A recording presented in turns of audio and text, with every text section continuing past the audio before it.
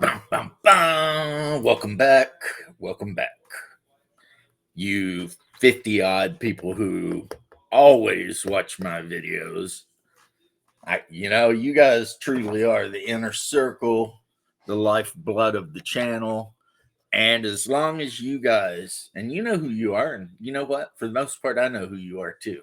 As long as you guys keep commenting and watching, I'm going to keep making videos.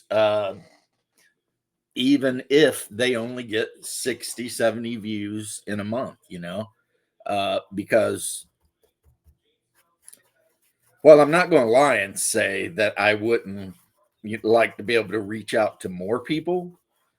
Honestly, I'm kind of the opinion that I would rather make videos for cool people like Bloodworth and, to watch than just random people that I don't know. You know what I mean? Uh, and that's not against anyone that's a stranger, because strangers, as we say, are just friends we haven't met yet, for the most part, maybe. But yeah, I know who watches my videos. I can tell. And all I can say is I appreciate you guys hanging with me on this journey. It has been Blue Dragon. It has been one hell of a ride, and I hope it continues to be. Now, some of you, first off, might notice the shirt and say, "Is that a Seth Skorkowski shirt?" Yes, because in addition to like Diversity and Dragons and DM Bloodworth, Shadow and Sun, uh, I'm kind of a fanboy of Seth Skorkowski. I think he is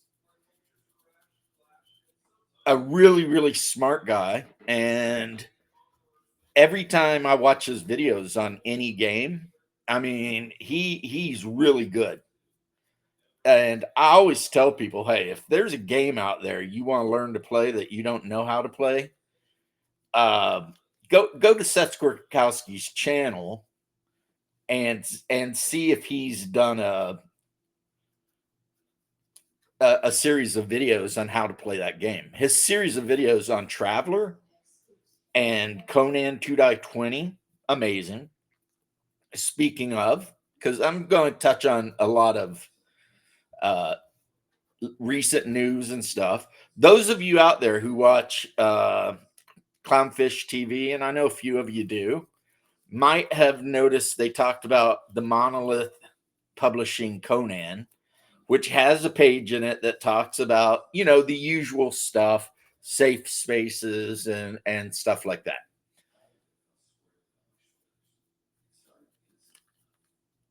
I think, and some of you can say, hey, hold on now, and I'll hold on and listen to you. Comment below if you think I'm wrong, but I have the playtest rules of that, which anyone can get if they go to the Monolith Games webpage. And it doesn't look horrible.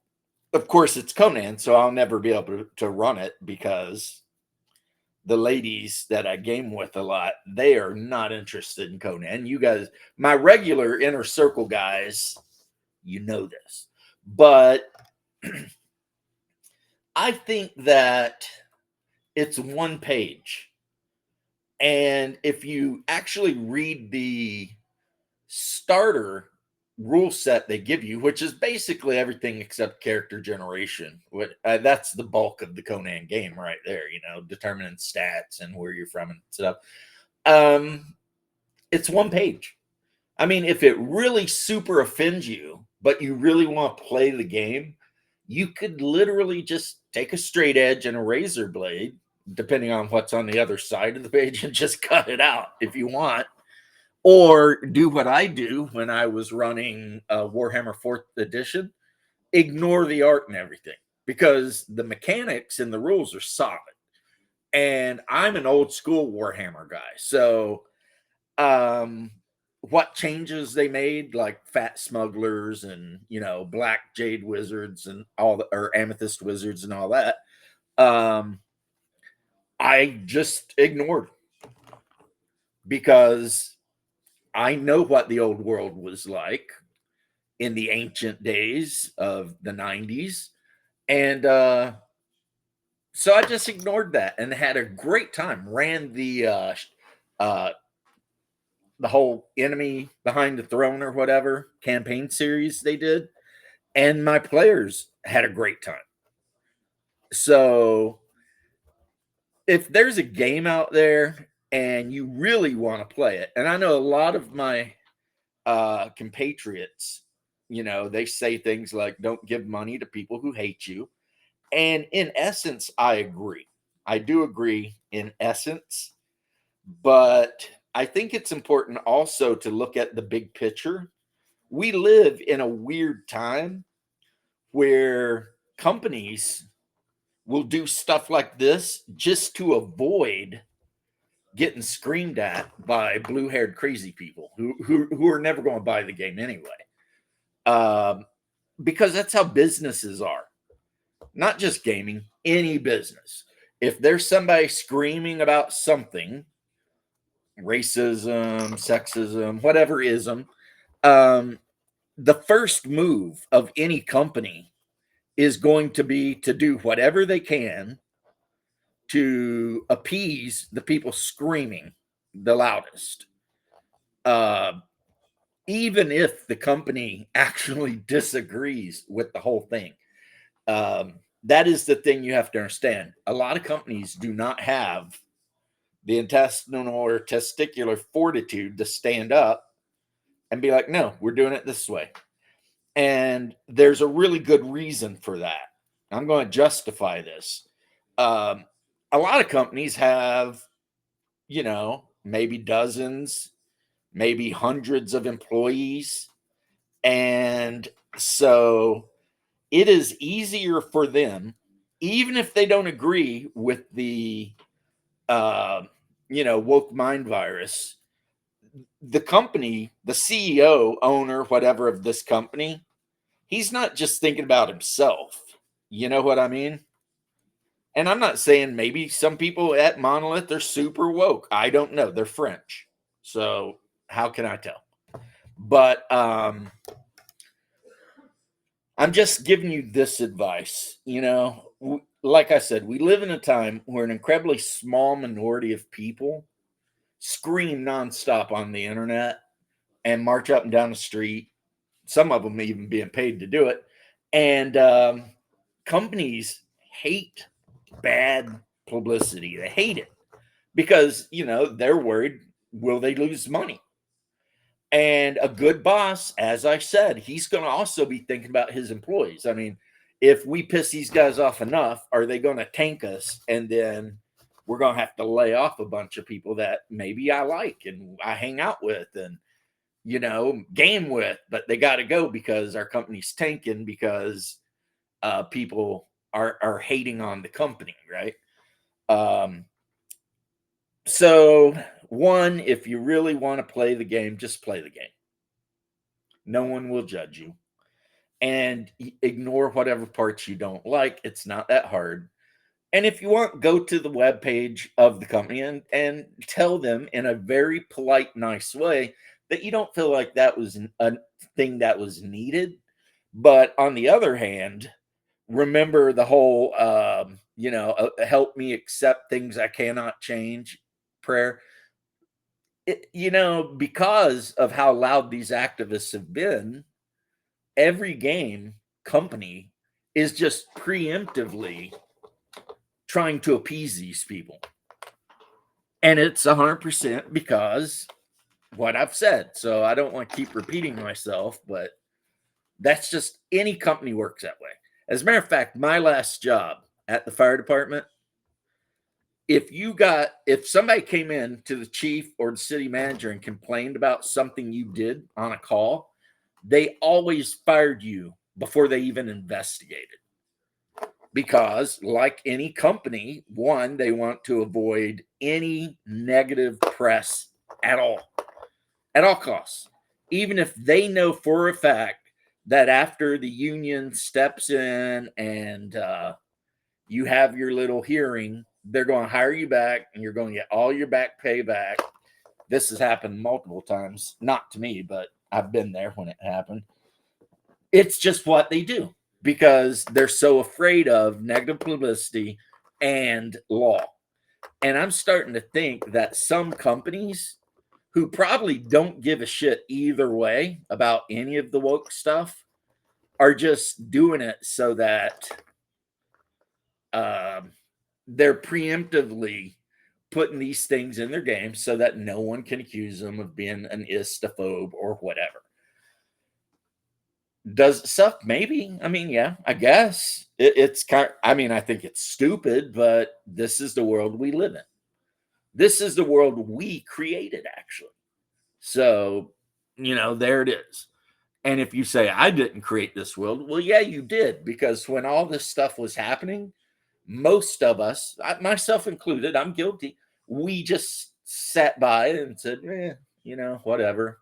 And we kept enjoying our games and playing with our friends and having great times rolling dice and never really worried about the culture. And now we've kind of hit a breaking point where you kind of got to um, notice it, even if you decide that you support it or don't. It's a reality. It happened. It's not going to unhappen. So, you know, in my opinion, I don't think, I mean, a lot of people hold hope that one day, no, there are companies out there though that their whole marketing is based on we will never bow down to the woke idiocy, right? And I support some of those companies, but yeah, I guess what I'm saying is just play the game you want to play and ignore the noise out there because um, at the end of the day, you're the one playing the game and you're the final arbiter of what happens in your game. So, Dungeon Professor Dungeon Master, I always get that mixed up.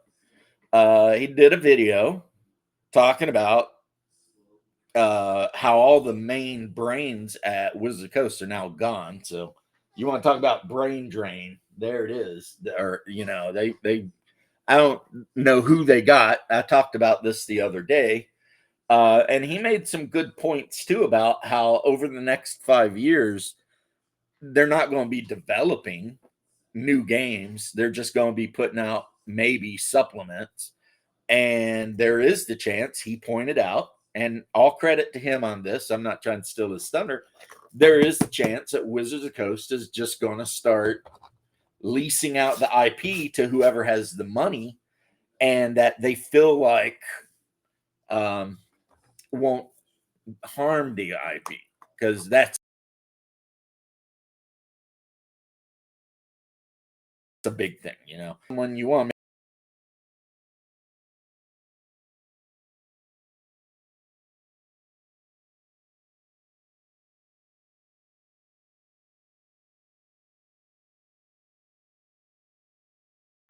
I suggest you double D.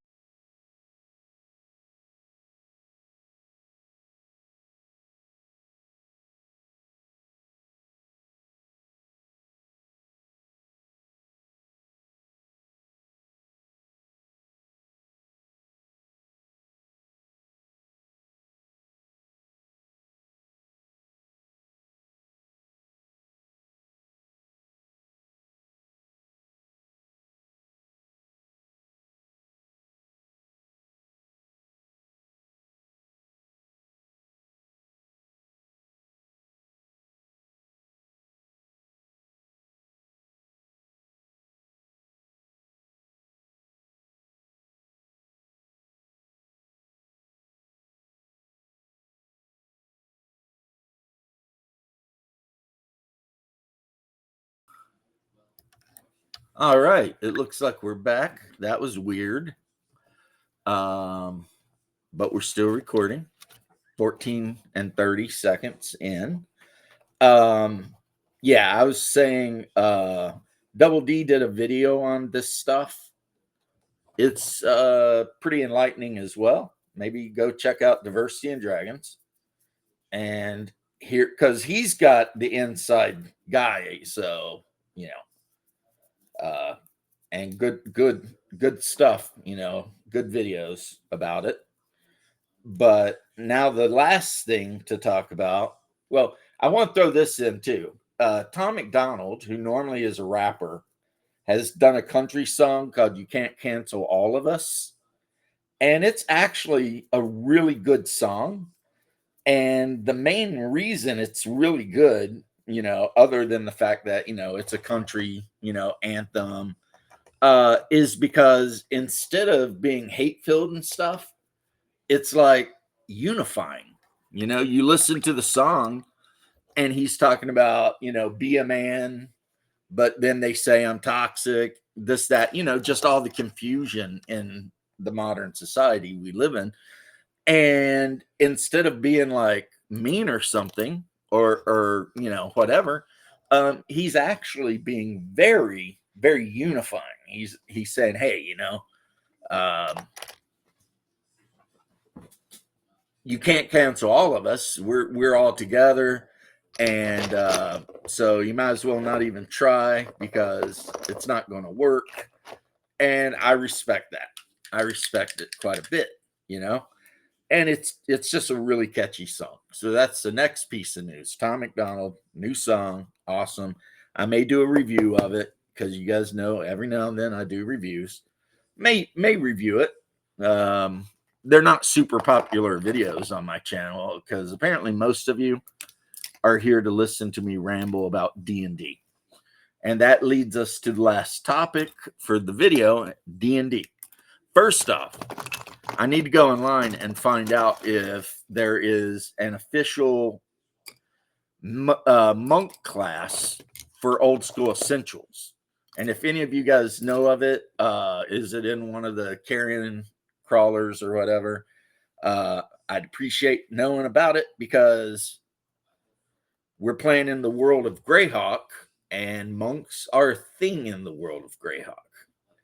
And one of my players used to be a monk, but since there were no monks in the book, he converted his character over to level 6 acrobat, and he may stay an acrobat regardless, right? But I want to give him, and that's when we switched from AD&D First Edition to OSE Advanced. I want to give him the option, if he wants, to play a monk. That's what I want. So I got to check that out. And why am I painting this? Well, I am painting this because the 19th entry in the random encounter chart for the Yatil Mountains is a blue dragon. And what I was doing last night, because I feel like it keeps the players interested, is I was rolling the dice as little as possible.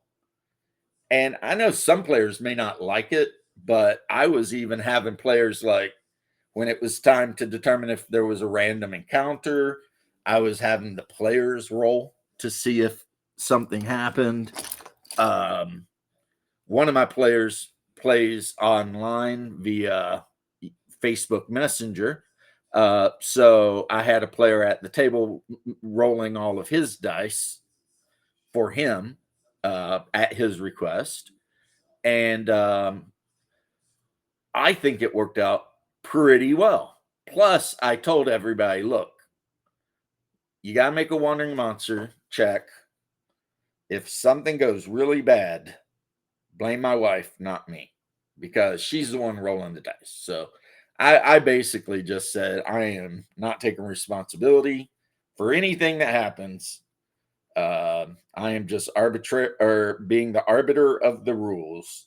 And I am 100% fair and balanced. I will not cheat the players, but I also will not cheat the players by denying them whatever encounter they roll. That, in a way, you could say that's cheating the players too, because you know I know you would have, my love. But you rolled the dragon and you're getting the dragon. I understand you didn't want the dragon, but you got it. So they were all walking two abreast in column because there are 8 or 9 of them up a hill trail in the mountains, and they got to a 4-way intersection. And the dragon, which was kind of flying around, skulking around the top of the mountain, looking for something to eat, saw them coming up the trail and dropped right in the middle of the intersection, and lightning breath right down the line. So I ended the game right then, and because it was late and people had to get home, they had to be up the next day for work and stuff. But people were all like, "Oh man," I could tell they didn't want to leave because they're like, "Holy shit!" You know, a dragon just landed in front of us and hit us with lightning. And I said, if you're wearing metal armor, you take more damage, but I don't know if that's true in OSC. I think that might just have been an AD&D thing. So we'll see. I'll double check because, again, I'm not going to rip the players off by, you know, killing them needlessly. But I mean, honestly, though, if the players use their powers and, you know, kind of do things the right way, I think they're going to win. I would put money on them beating this dragon. It's not a gigantic dragon. You know, it's not like, you know, an ancient worm or anything like that. It's actually just well, adult I declared dragon. It's an adult blue dragon. So, I mean, it's still big. I mean, it's still about 40 feet long, but it's not, you know, I mean, this is the miniature I'm going to use. Um, so yeah, we're going to find out, aren't we? We are. We're going to find out if the players do all the right things. They're going, and this is going to be a tactical thing. So I'm actually going to use. I printed up a bunch of these things here, and I will use them to represent the cliffs leading up, because where they are, there's cliffs leading up in every direction, and just the 4-way, you know, with a mountain in each place here. So if you know anything about mountains and draws and whatever, you know what I'm talking about, right? It's like they're in a saddle, but it's a 4-way set. So yeah, and they had just finished fighting some ogres, so I think they really didn't take much damage from that though, so I don't think they got to worry about it. And then they walked like 15 miles up the hill or so the next day, and moving pretty good because they bought a bunch of mountain ponies in Bissell. So yeah, they're moving pretty good. They're doing their thing, but we'll see. I mean, some of the characters are actually very powerful. They really shouldn't have that big of a problem. I mean, really what it comes down to is the clerics. If the clerics are on, you know, are Johnny on the spot and do the right stuff, they'll keep the rest of the players up and dishing damage, and they'll take the dragon down, you know. So yeah, we'll see. But um it was a good game. I mean, we actually went a little late, like I said, because, and it was a weird cliffhanger to end it on because, you know, I told my wife, roll the die. Well, I didn't know she was going to roll the dragon, but she did. The good news is if she rolls for any other encounters and a 19 comes up, it's not going to be the dragon because he's the only one in the area. So that's the good news. If they survive this guy, then, you know, and who knows? They've got 2 rangers in the group. If the rangers figure out where the dragon's lair is, there is the opportunity for massive amounts of loot, you know, and that's always a good thing. I mean, players love loot, right? So that is what happened mostly. I mean, about half of the game was them hanging out in Bissell and buying cookies and pastries and kolaches and stuff. And the other half was fighting their way down a mountain trail in the Lorton Mill Mountains. So pretty interesting. Pretty interesting. And we'll see what they do. They're at the four-way intersection. Those of you who know. And so we'll see what direction they go. It'll be cool. So there we go. I know this isn't an actual like D&D Blue Dragon. This is a Reaper miniature and of random dragon, and I painted him blue because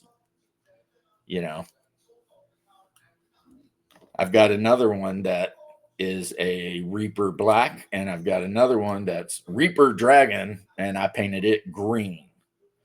Not all the same sculpt, different sculpts. But when I was looking at them all, this guy right here, I was like, that guy's going to be a blue dragon. You know what I mean? He looks like, in my mind, he looks like he should be a blue dragon. So let's do a summation, just so for those of you who come in late, excuse the weird pause in the middle.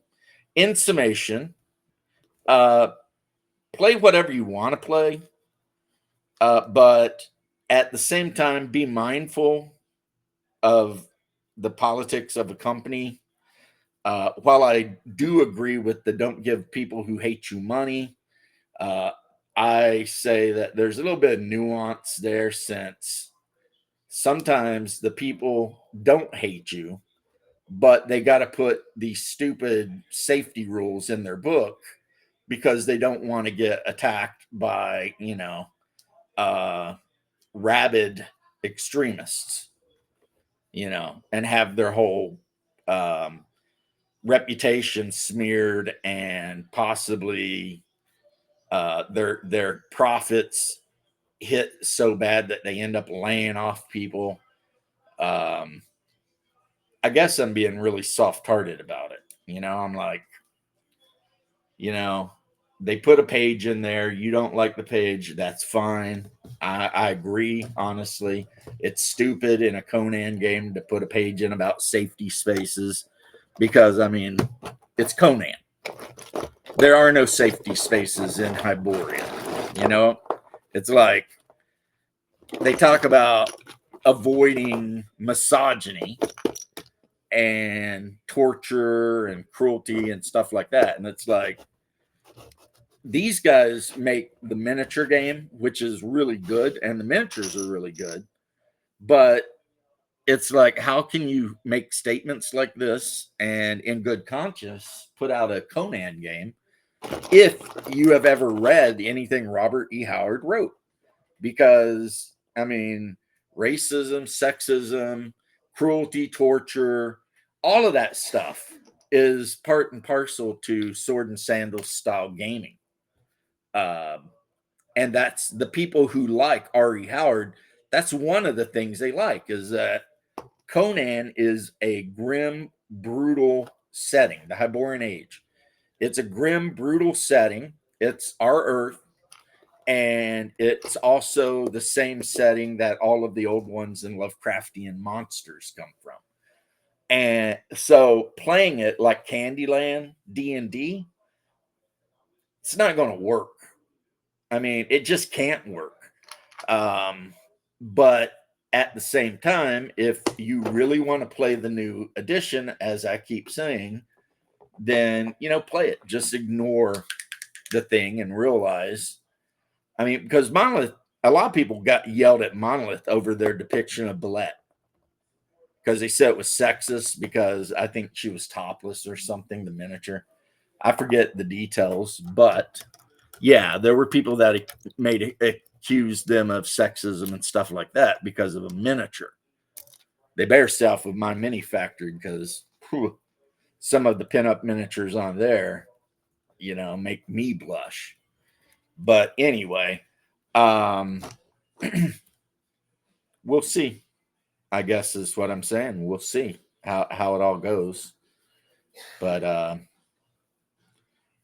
it's time for me to end this video, and I'm going to end it on this final note. Ultimately, it's up to you, and you can listen to my opinion or not.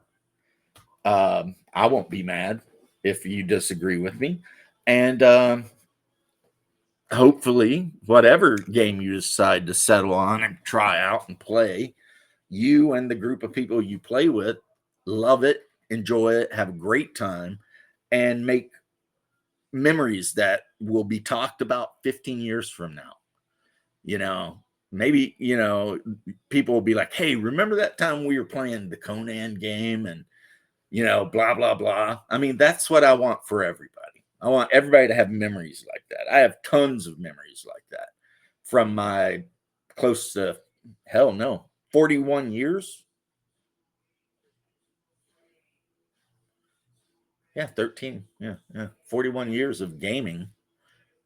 So that's what I want you guys to have.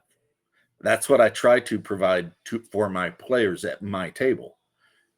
Memories that they will think about long after maybe I'm gone, whatever. And I'm not sick or anything, so don't worry about that.